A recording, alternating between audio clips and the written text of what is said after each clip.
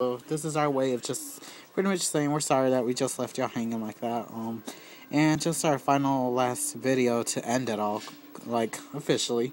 So, but yeah, don't worry. We'll direct y'all to all our other channels. So anyways, the theme for this week is Starbucks. So basically, we're all gonna make Starbucks related stuff, whether it's frappuccinos or the desserts they sell, any of that stuff. So I'm gonna be making a muffin. Okay, so basically, here's all our pieces. I'm gonna be doing this lightest shade of brown. Anyways, you're gonna need 4 of these pieces, the half thingies, and everything else you're just gonna need 1 of. This you can cut extra amount of this just to be sure, cause when you make the pleats, it just might save you a little. So anyways, you're gonna need all that, and I'm gonna make it a blueberry muffin. So I'm gonna just cut out a bunch of these and sort of indigo color. So yeah. Did you actually know that blueberries are really purple? I looked that up the other day. Anyways, so yeah, let's just go ahead and get started.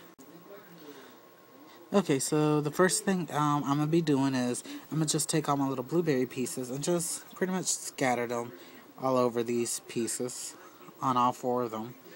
So yeah, just throw them everywhere, random spots, because blueberry muffins don't really have a pattern, they're just anywhere.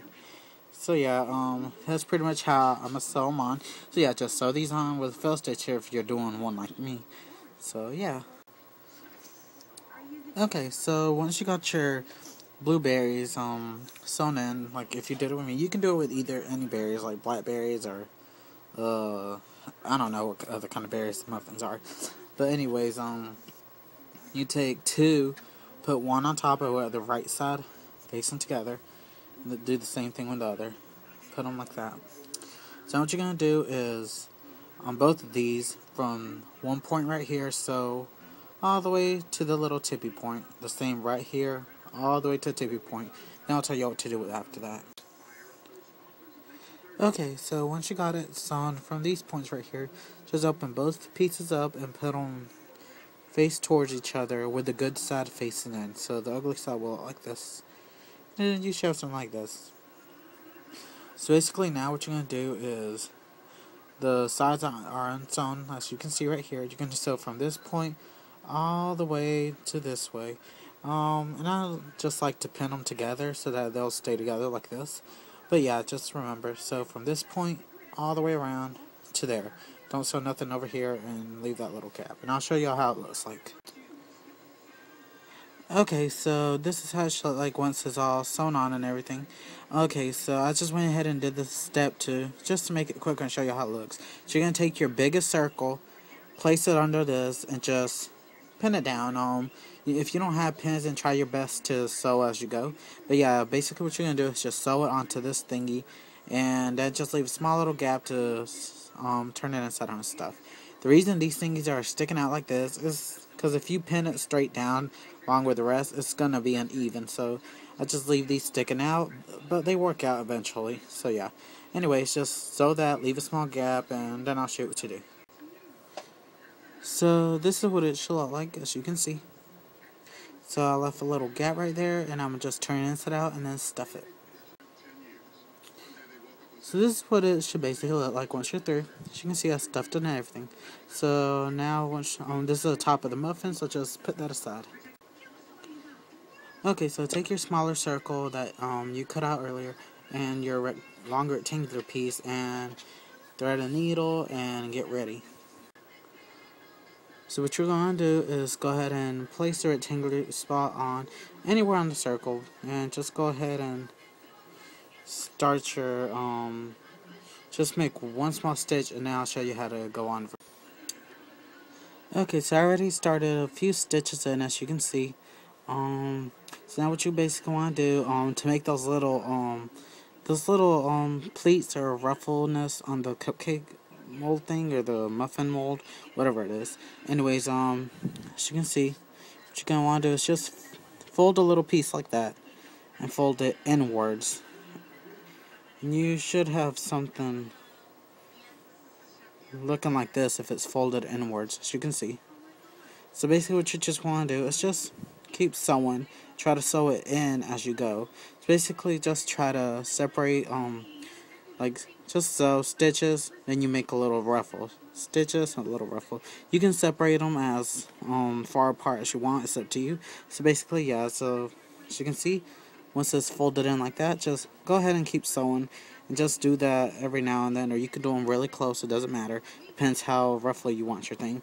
But let me just show y'all an example of how it's going to look when it's turned inside out. It'll look somewhat like that, as you can see. So it'll give it that little muffin effect on the base and everything. So yeah, let me just go ahead and get done with this and show you what to do. So this is what it basically looks like. As you can see, these are the thingies that are going to give it that ruffle effect. It's not fully complete, but yeah. As you can see, it's going to be leaving some little pieces outwards. That's okay. What you can just do is get a needle and just sew them in, and it'll be okay.